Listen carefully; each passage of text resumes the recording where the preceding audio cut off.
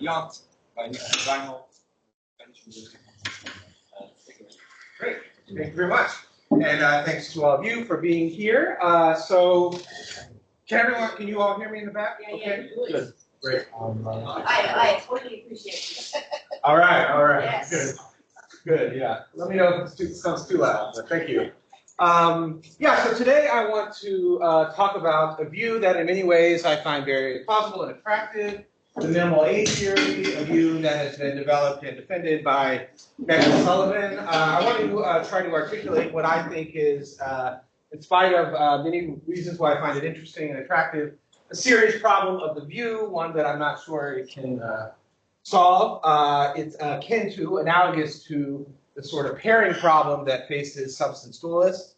So I want to try to explain why I think it faces a version of this problem, and then sort of end very quickly by showing that actually there's a sort of more general view that faces this problem, and that perhaps that gives us reason to consider other related views. Okay. So, and the more general view, by the way, I have right here, it consists of these two claims. Always for any x, as x has an existence proxy, which I'm just using to mean x exists, or something like x's thisness exists in transient location. There's a-theoretic change with respect to what is located in space or in space-time, at least for many things. Okay. So really my talk is meant to be a challenge to this sort of combination of claims, but to make it concrete, I focus on what I think is a particularly interesting and otherwise plausible version of this view. Okay, so I'm going to start by characterizing that view as I understand it, the minimal A-theory, and talking about some of its virtues. Then I will present my concern with it and with sort of broader upshots. Okay, so here's how I understand the view. First of all, reality never changes with respect to what exists, but second, it does change with respect to which things are located in space-time. Where, and here I'm quoting Sullivan, one and only one thing in space-time has a special complex temporal property. It is the only region that figures in any untense location relations. Though, I'll add what that region is, changes. Okay.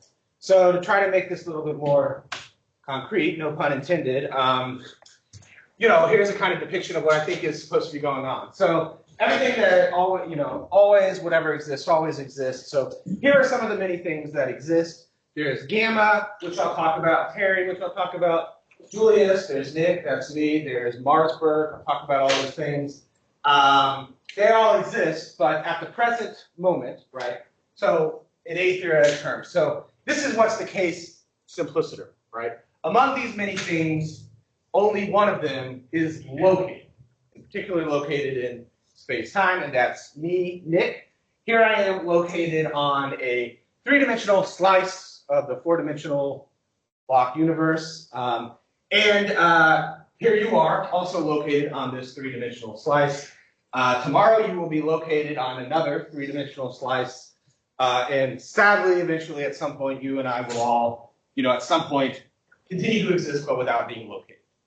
Many years ago, the universe as a whole was different, and this is where things were located. And at that time, Gamma, which at the time was a star, was located. At some point, Gamma died and became no longer located, but continued to exist. Some point later on, this thing that had always existed, Terry, let's call it, came to be located and came to be a dinosaur, right? So Terry wasn't always a dinosaur. Terry became a dinosaur when he, she, they, it was located. Many years later, Terry continued to exist, but became unlocated. Julius Caesar became located. Here he is crossing, what did he cross, the Rubicon? Then he eventually, after, we all know what happened, he became unlocated on the Senate floor. Well, that was the last place he was located.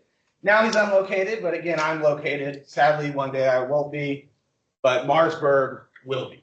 Okay, so that's the picture as I understand it, okay? So to even further understand it, here are some things that I think follow from it. Permanentism, always, whatever exists, always exists. Partial 4Dism, at least one thing occupies a four-dimensional region of space-time and does not undergo a-theoretic change. with respect to whether it occupies the region. And for Sullivan, that is, or those things are, the points and regions of space-time, right? So they're just trivially, I don't know if it's trivial, but located at themselves, right? So not everything goes in and out of being located, right? But some things do, right? In fact, many things. And that gets us to this third claim, transient locationism. There is a-theoretic change with respect to what is located in space or in space-time, at least for many things. This implies the A-theory. Well, I think it implies the A-theory.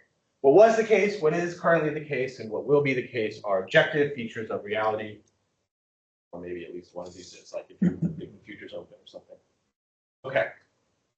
So I think to better understand this and think about its virtues and potential, eventually, some concern for it, it's helpful to contrast it with at least one theory that's in many ways similar to it, and that's the moving spotlight theory, as I will think of it. So as I think of the moving spotlight theory, it's a version of the A-theory that adds eternalism. So it combines these two claims. Here's what I mean by eternalism. Every object that is located within space-time. And by the way, this isn't just trivially true. There are objects that are located. And in general, there is no A-theoretic change with respect to an object's location. This implies what I call a partial 4Dism here.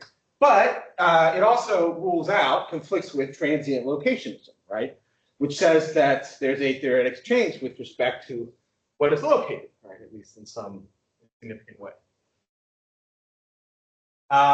Nevertheless, it is a version of the A-theory, right?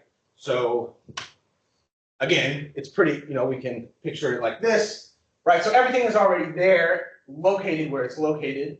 Nothing changes with respect to its location, but what changes is just what's objectively present.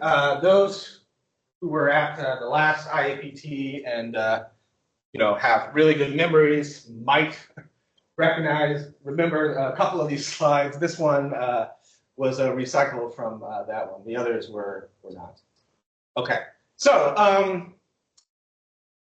this view, I think, is, as I say, I think it's really attractive in many ways. It has many virtues. Like a lot of the sort of non-presentist A-theoretic views, it gets us a lot of what we like from the B theory and a lot of what we like from the A theory. So I won't go through all of these, but we see minimal A theory here on the bottom. I'm not sure it does a good job with accommodating like truth-maker theory, but that, to me, that doesn't, that's not a big concern for me. But it allows us to make easy sense of singular reference to, among other things, past things, explain cross-temporal relations. So it has that in common with like B-theoretic views, but at the same time, right, it has genuine A-theoretic change, and it allows us to make sense of our experience in light of that, if you think that that's there's something there to be made sense of.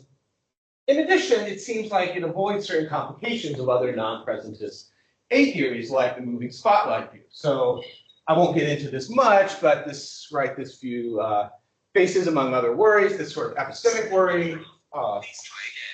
This has happened multiple times. I don't know how to turn this off. I'm sorry. Maybe I should just turn my whole phone off.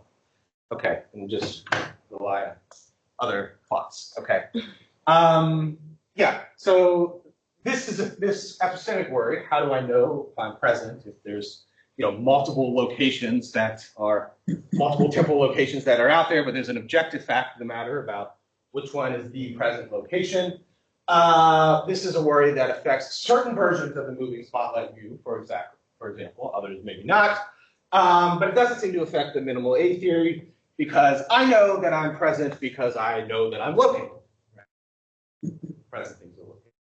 Okay, so it's a very attractive view in many ways, I think, but now I want to articulate a problem with the view. Okay.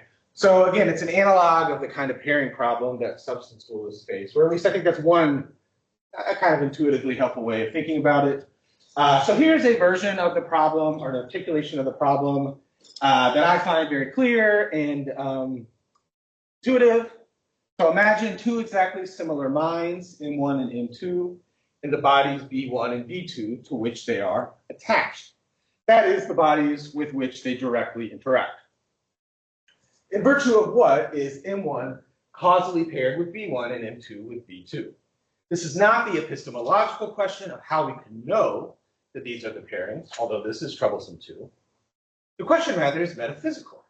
In virtue of what are these the pairings? If minds were like bodies located in space, causal pairing could be achieved by the relative spatial locations of the substances. But if minds are non-spatial souls, relative spatial location is unavailable to fill the pairing role. And since M1 and M2 are by hypothesis exactly similar, well, we can argue about that, we cannot appeal to the different intrinsic properties that they might possess. Okay, so here's the version of this view that would affect the minimal A-theory. Okay, again, I'll just read it, but then I'll explain it in a sort of different way, the way that I like it. So once again, imagine two exactly similar, currently non-located entities, A1 and A2, and the sets S1 and S2 of qualitative and location properties that they respectively will exemplify. Will exemplify. In virtue of what is A1 paired with S1, in the sense that A1 will exemplify the properties that are members of S1, and A2 with S2. This is not the epistemological question of how we could know that these are the pairings, although this is troublesome too. The question rather is metaphysical. In virtue of what are these the pairings? If currently non-located individuals were, like many qualitative and all location property instantiations, located in space or in space-time, pairing could be achieved by the relative spatial or spatio-temporal locations of the entities.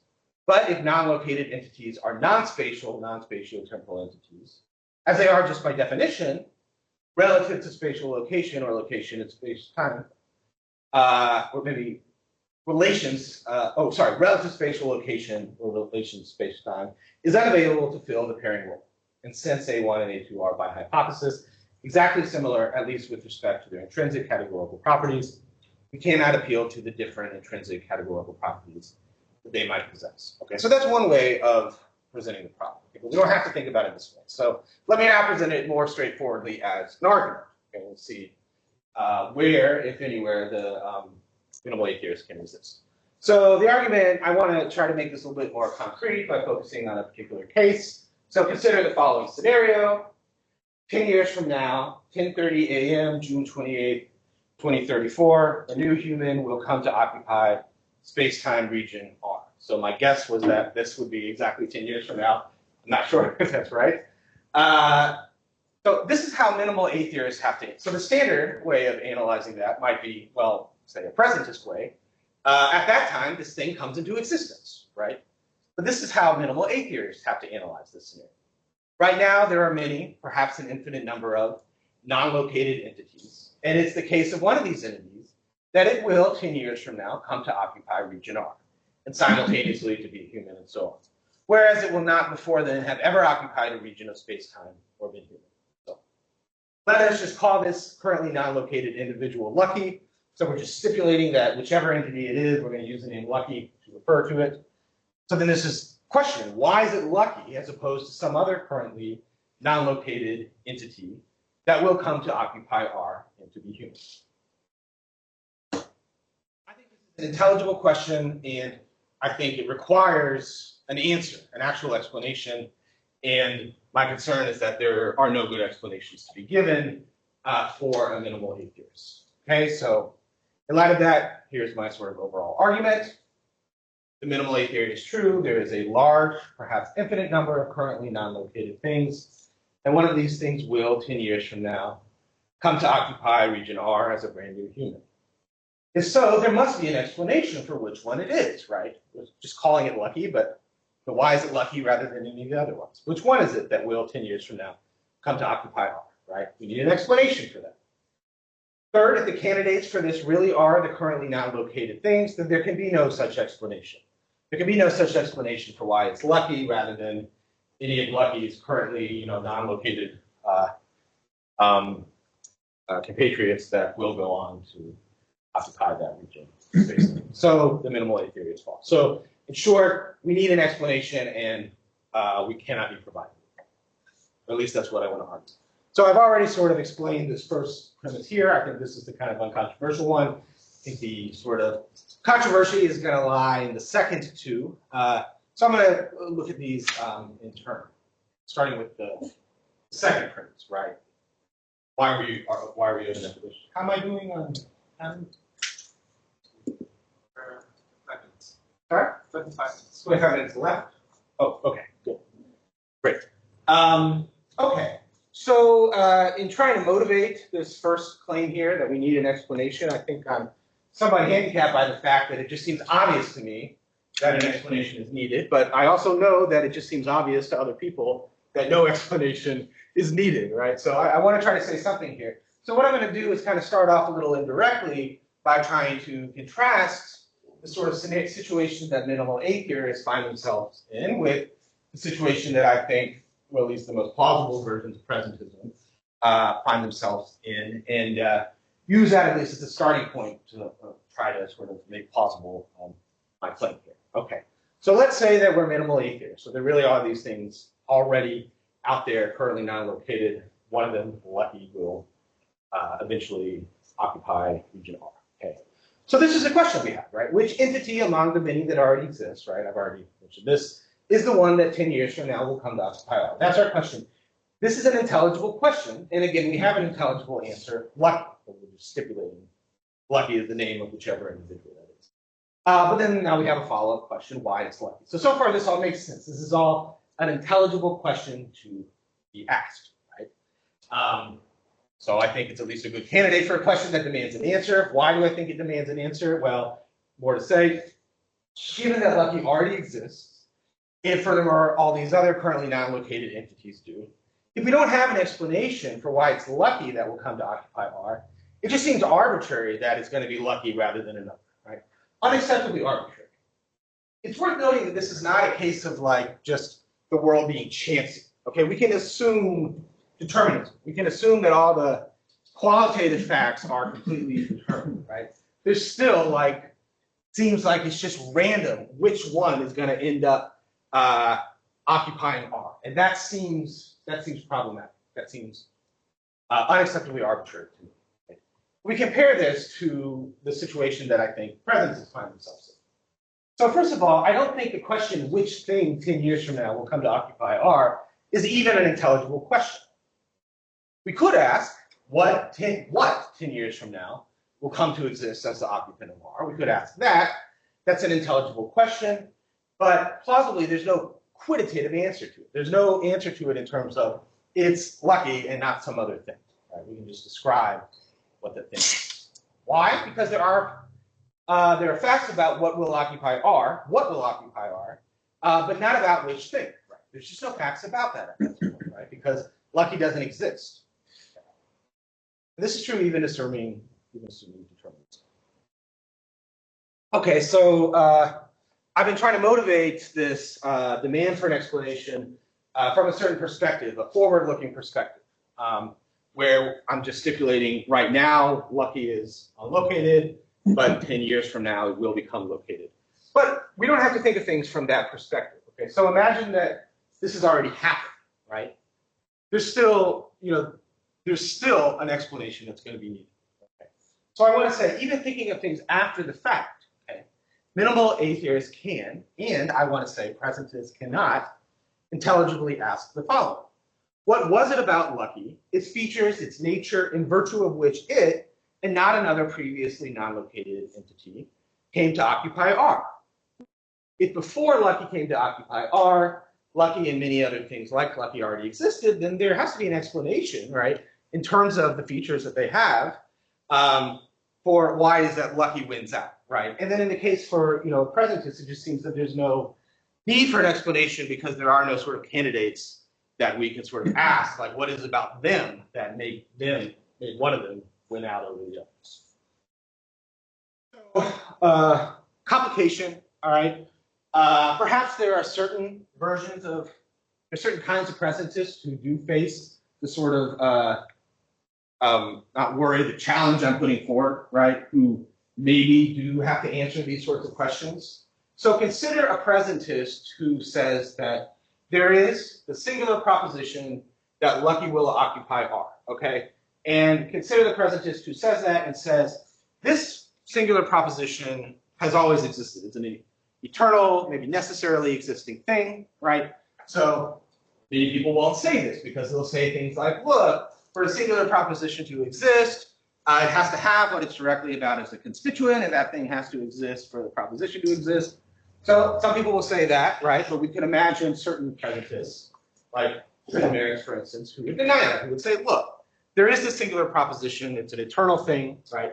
And furthermore, this kind of presentist might add, even well before Lucky came to be located, it was true. This proposition was true, and in fact, was always true, right? From the, at the beginning of time, or maybe just was always true, right? Maybe it changes its truth value in an interesting way once Lucky becomes, occupies that region, but set that aside. So I think maybe a presentist of this sort does face this challenge, right? They need to say, why was that, before the fact, what made that thing true, that proposition true? Maybe that's wrong. Maybe I'm wrong about that, right? But the point here is just that, well, perhaps that kind of presentist does, perhaps not. If they do, then I think they're sort of in the same situation as the minimal A-theorists. And also maybe they have other problems. Okay. Finally, one more sort of objection I want to consider before moving on to the second premise. So this objection is inspired by, but different from some of what Timothy Williamson has to say in defense of the related claim necessitism. I don't need to get into any of that. I'll just go ahead and sort of present the analogous version of the objection as I think it might seem. Here it is. To demand that minimal A-theorists provide an explanation for why Lucky, as opposed to something else, will come to occupy R is to demand more generally that tense facts need to be explained by non-tense facts. Excuse me. But minimal A-theorists, like other A-theorists, don't need to accept this demand. For instance, they might insist that there's no untensed explanation, grounds, truth maker, and so on, for the fact that Caesar crossed the Rubicon. Okay. So my response to this is just to say that that's not the principle that I think underlies the demand that I'm making that minimal A-theorists give an explanation for why it is that Lucky will come to occupy R. It's not the principle that you always have to be able to explain tense truths in terms of non-tense truths or something like that. Rather, it's these principles, right? Each of which I think is sufficient to sort of justify the demand for the explanation, right? There's a sort of forward-looking principle that says for any entity X, any at least metaphysically contingent, though also non-chancy, facts about what will be the case of X must be explained in terms of what is or was the case. Furthermore, looking at this backwards, right? Any accidental yet non-chancy and non-Cambridge property instantiation of an entity X must be explained by, perhaps among other things, X's history, right? At least if it has a history. So these, I think, are maybe the sort of underlying principles that I'm ultimately relying on in defense of this first premise, but perhaps I also just find the first premise sort of compelling in its own way. Okay. How am I doing? 50 minutes. 15 minutes left. Okay, great. Excellent. All right. Okay. So I'm sure there's lots to talk about with this second premise here, but I'm going to move on to trying to defend the third, right? So at this point, I've hopefully established that minimal A-theorists owe us an explanation for why it's going to be Lucky as opposed to something else that goes to occupy this region of space-time R. I now want to argue that there's no good explanation they can give.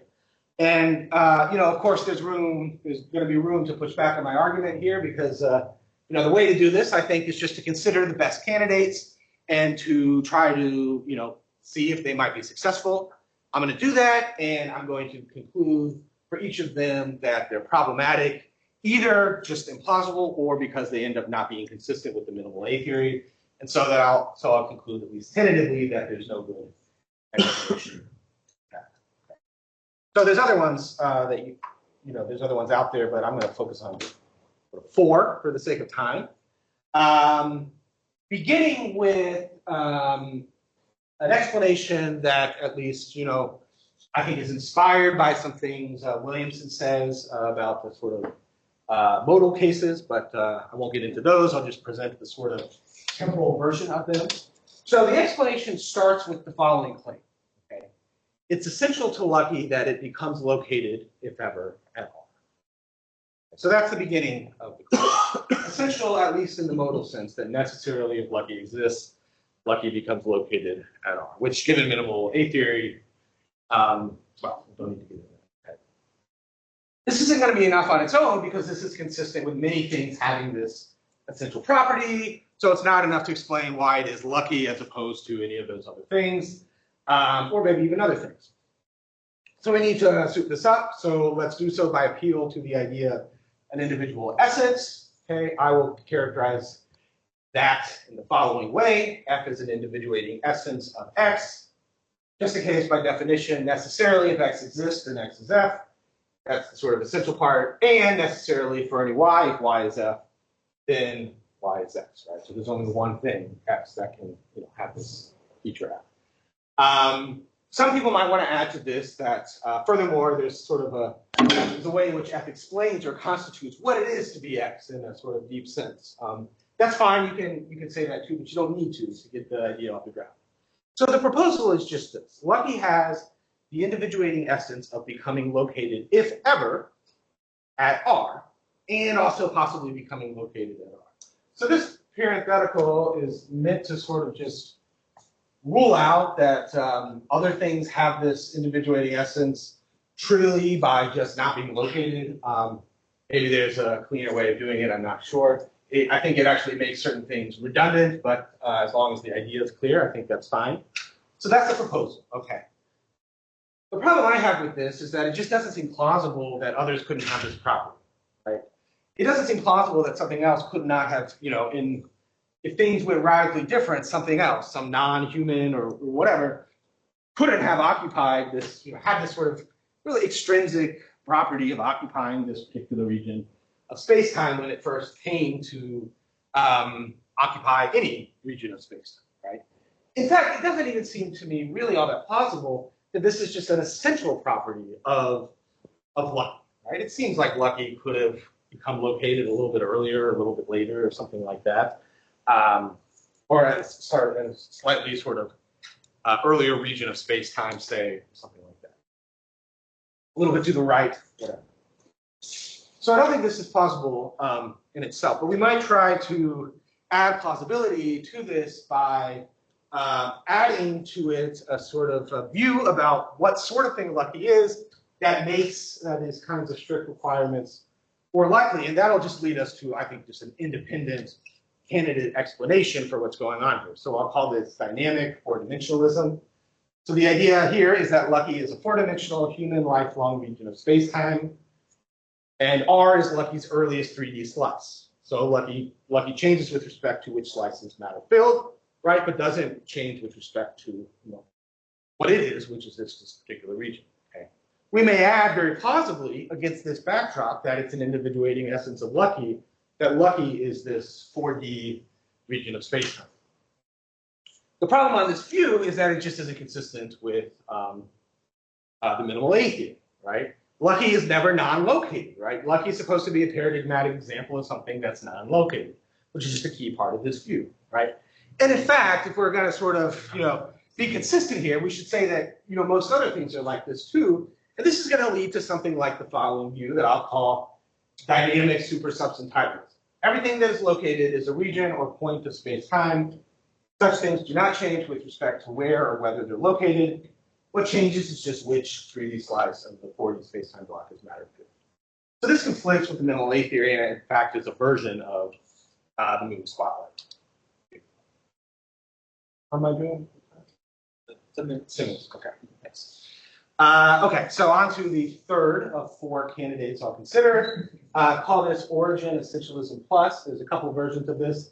Let's start with a sort of easy version, and then I think there's a problem with this, so we'll modify it. So the easy version goes like this. Lucky has the individuating essence of becoming located, if ever, as a result of the union of, O and S, ovum O and sperm S, where these are, as a matter of fact, the ovum and sperm, respectively, the union of which leads to Lucky's being located, right?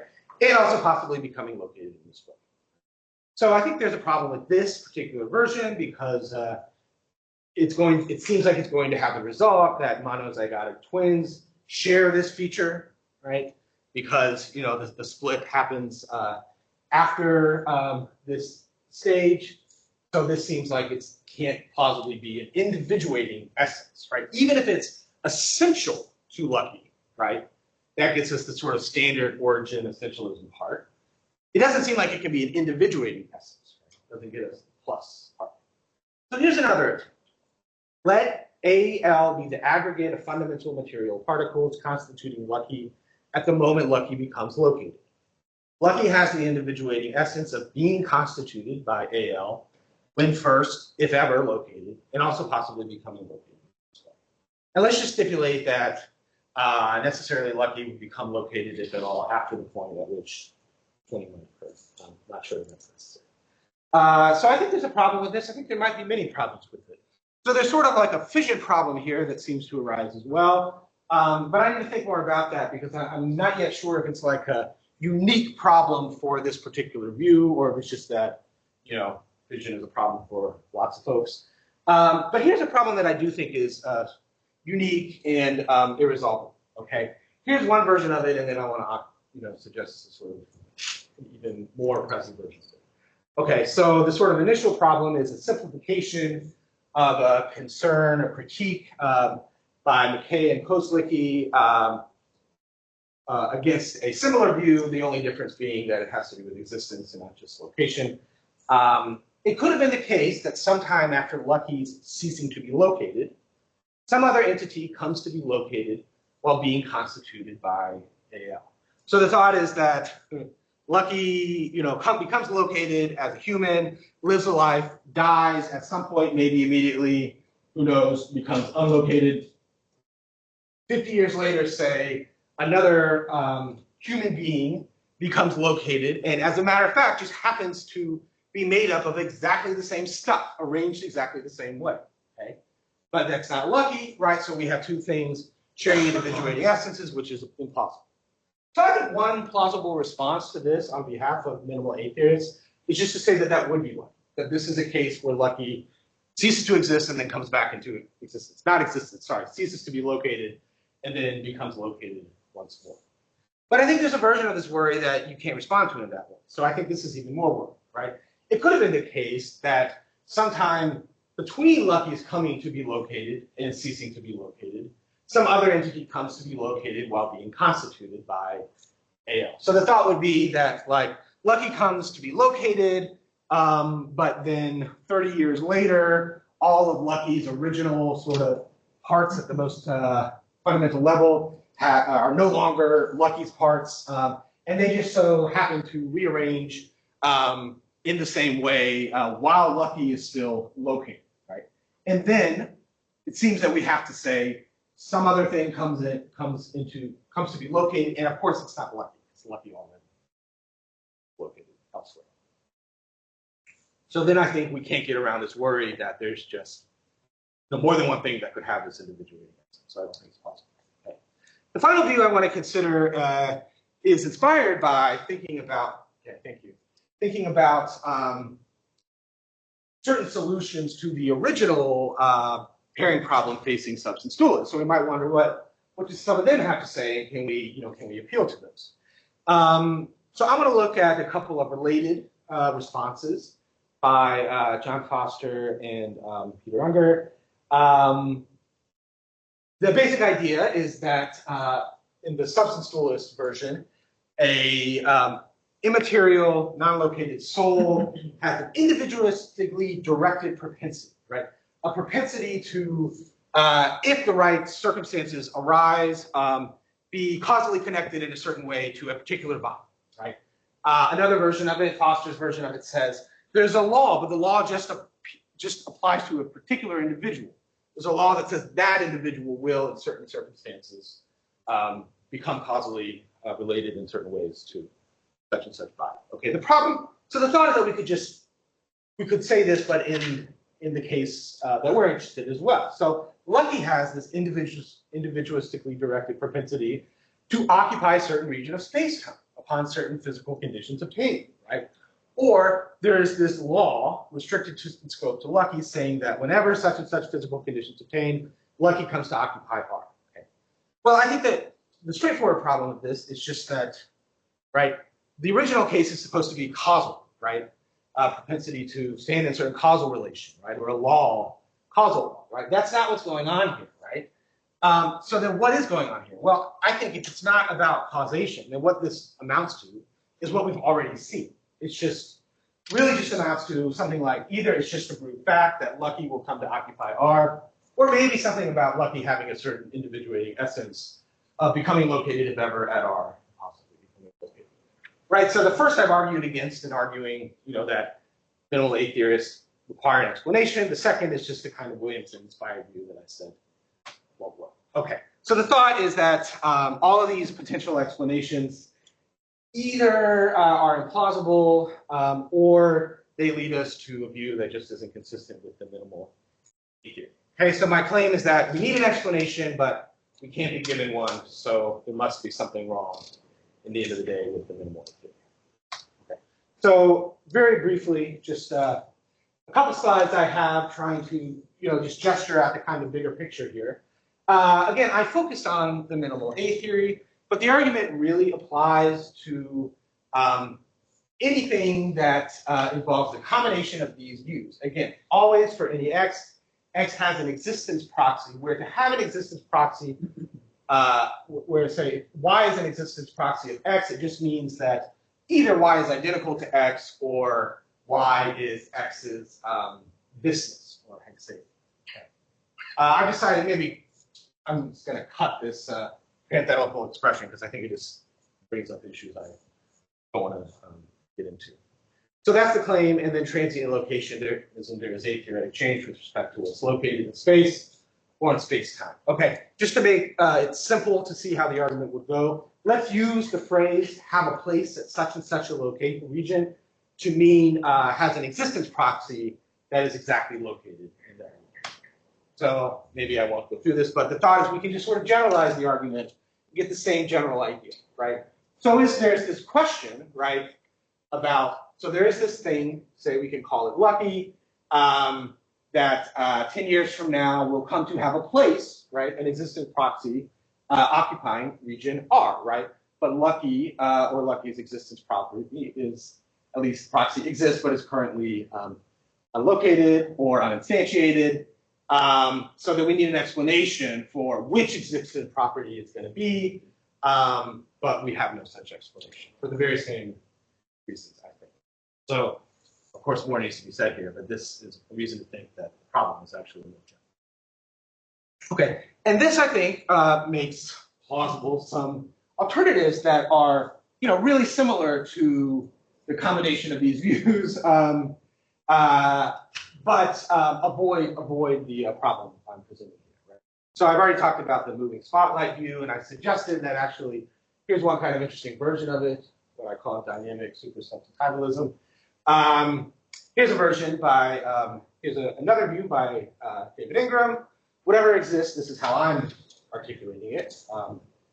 Whatever exists and is located now exists and is located simpliciter. Things are not located across the temporal dimension. Yet, always for any individual x, there's an entity y, such that y is essentially x's thisness, right? So Socrateity for Socrates, say, and y exists when x exists, and any time after x has existed, okay? Maybe I won't read this, but consider an analog of this, but where it's not about possibly uninstantiated distances, it's just, a thing exists necessarily, but might go in and out of being located, but just in space. Okay, this is sort of, but furthermore, does not come into existence at all until it is first located.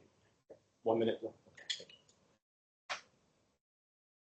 So these views, I think, are really close to the views we've been considering, but they involve rejecting at least one sort of thesis, making up these pair of problematic theses.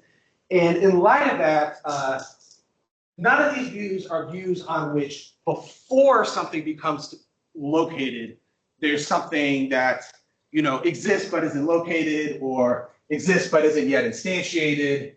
such that we have this question about like, why is it this rather than something else that's going to come to, be concretized in some way, let's say.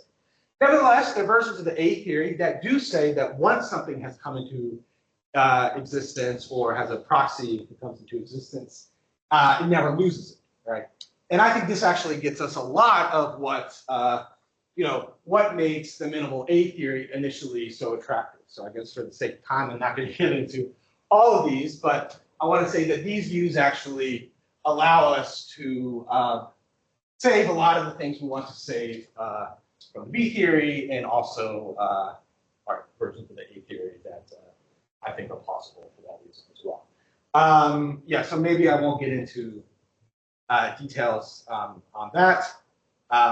Just to say that I think this is maybe particularly interesting and important for moving spotlighters, because I think the best versions of the moving spotlight view require you to say that there's some important intrinsic property change through A-theoretic change to avoid this sort of epistemic worry. But then the worry is that it's not clear what makes the view importantly advantageous or different than, say, the minimal A theory, but now we see at least one way in which it is.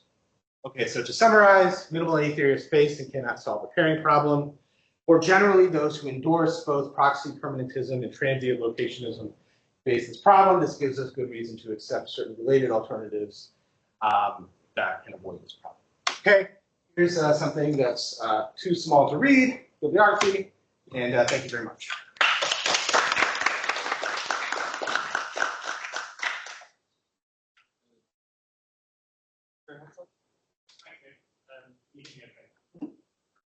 Yeah. So,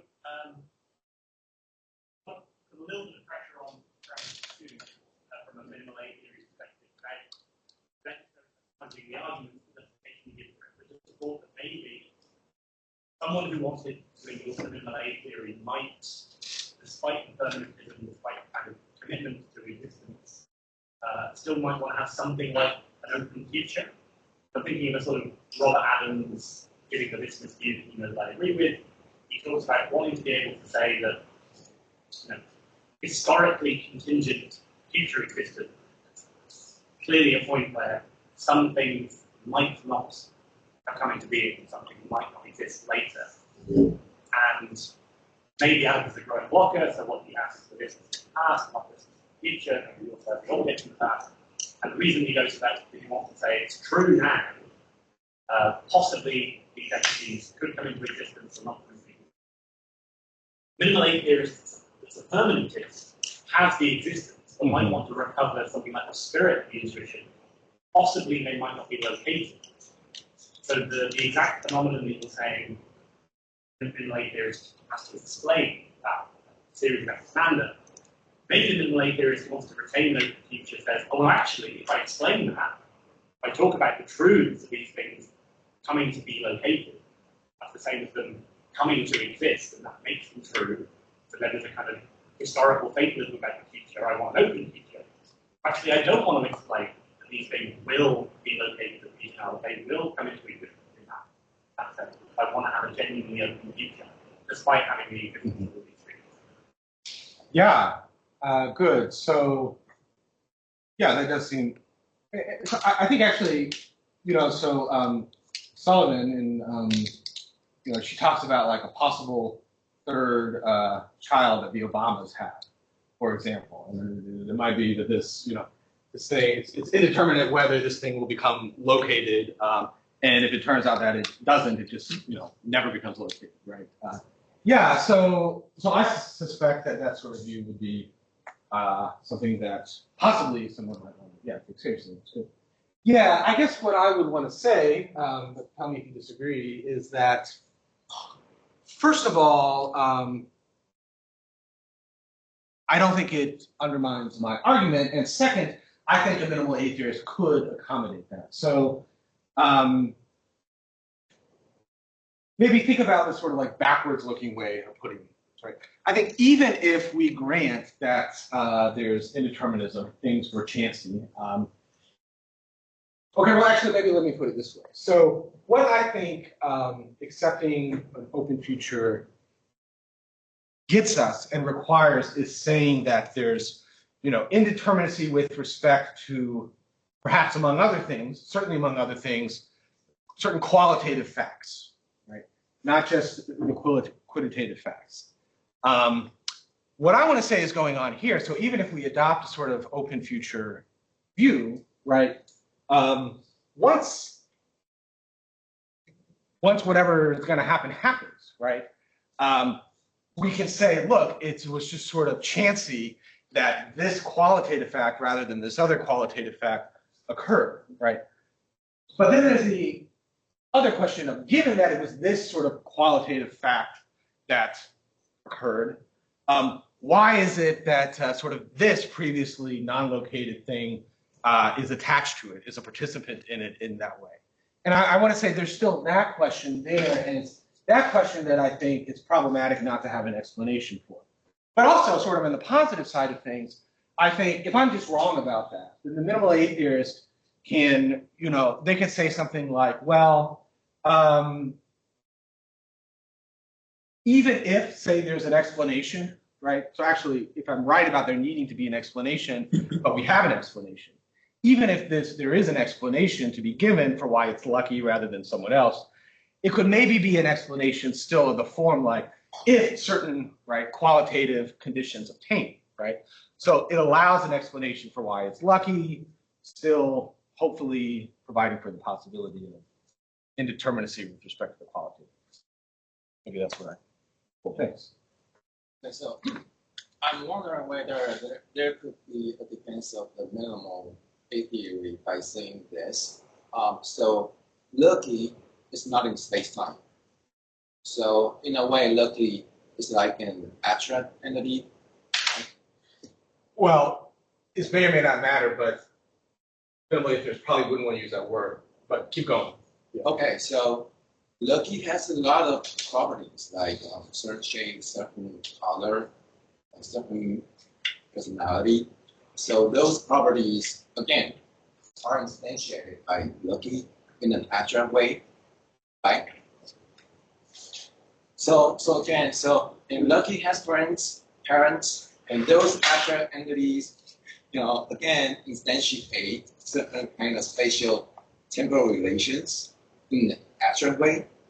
So together, those instantiated properties in an abstract way together constitute a kind of abstract picture of the world of space-time. And take this abstract picture of this space-time to explain what properties lucky will have in like what location lucky will be. So how do you think about it? Yeah, good. So actually, I do think the fact that you're calling these abstract is relevant here, and that actually perhaps the minimal A-theorist is not going to be able to go for that for exactly that reason. So there's supposed to be an important difference between being non-located or non-concrete and being abstract. And so here's one, here's one version of it. So I don't know a whole lot about this, but sort of Zalta makes a distinction between abstract objects and other sorts of objects that may be concrete or may be contingently non-concrete. Right? And these are different sorts of things. The abstract objects, they don't really exemplify, they exemplify some properties, but the sorts of properties that you're talking about are properties that they encode, right? And in some sense, there's a relation between an object that might be concrete or contingently non-concrete and some sort of abstract object that encodes certain properties related to that object. Now, in that sort of picture, right, straightforward thing to say is that the abstract objects are not, lucky is not one of the abstract objects. Lucky is a currently non-located thing that may become located, or that will become located. An abstract object, right, is not like that. An abstract object is something that necessarily, say, is non-located. And so it's just a sort of different sort of thing. And why does this matter? Why is this just not a way of saying it? Well, I think actually because the sort of, what you're suggesting makes sense if you're thinking about an abstract object, But if you're thinking about this, the very thing that would come to have those properties, I wonder if it's commits you to saying something like, it's essential to Lucky that it has exactly the properties that it might have, right? If you have to build into Lucky that it sort of has all of these sorts of potential properties or something like that, then I wonder if this is gonna, get you a view where like all of Lucky's properties are essential or something. Okay, then it puzzles me that why Lucky is not in space-time yet. It's not an actual entity. Okay, good. So perhaps you're right to be puzzled by that. Not sure. But maybe for my own sake, I'll just say that if you're puzzled by that, then this minimal A theory doesn't get off the ground, right? Even in spite of the particular argument, right? Because I do think it's crucial to this view, just like it's crucial to, for instance, modal analogs like, Williamson's necessitism that also allows for contingently non-concrete things. I think it's crucial for those views that we distinguish between contingently or temporarily non-concrete things and abstract objects. So if you don't think there's an intelligible distinction, I think, well, that's interesting, but maybe that's just another problem for you. You're officially out of time. I want to squeeze in one more. We Okay. started a little late, but so Carl. Oh, thanks, Martin. Yeah. Really briefly, thanks so much for the talk. I was wondering whether there's some room for pushback on behalf of Essentialism Plus. And my concern is the following. So maybe it depends how much you pack into the notion of constitution you use there. But it seems to me that on the sort of modified criterion you discussed, we've got on the hand some micro properties of Lucky, but then it seems that those are instantiated by particles and whatnot. But then it seems that they pop into existence at some later time, space-time region. We would produce a counterexample, but I think that's controversial from the point of view of the relation between, let's say, the macro object and the micro properties. So, not saying it's undefensible, but some people might object that that's something you could just quickly assume and then get the objection to Essentialism Plus going. Why? Because, there are people that think that you could have two objects at a region that share the micro properties, but yet are different. Modal conditions or persistence conditions or things like that? Is that? For instance, take the typical cases discussed in what is called the grounding property, the grounding problem. So you got a space-time region, you got a distribution of intrinsic qualities in that region, but seemingly you got two objects coexistent or collocated at that region. A lump of clay on a statue, right? Some people think that you could have that even though you got the same distribution of micro qualities. So I think you're assuming here that if you have the same distribution of micro properties at the particle level, you're going to have Lucky necessarily, right? Well, Because maybe. according to the way you flesh out the objection, you got the same particles that are present at the initial region popping into existence at some later region, right? Well, maybe My they question never. is, why do you assume that that's going to be Lucky? Because if it's not Lucky, then maybe you could neutralize the objection to Essentialism. Yeah, that's interesting. Maybe I'll just say how I was understanding it, and then if you want to talk about it afterwards, that'd be great. But actually, I want to assume that it's not Lucky. Okay. Right? Because Lucky, at least on this second version that I think is like the most serious challenge, the thought is that Lucky already exists. So I'm actually considering the possibility that it would be some other entity that comes to be located in virtue of the very same particles being arranged in a similar way. That it would be some other entity. Why not Lucky? Well, because Lucky's already somewhere else. So maybe actually you could disagree with that. Okay. But yeah, so that's the thought. And then the worry is that, well, then there's two things with the same individuating essence, but that's not going to happen. Yeah. Yeah.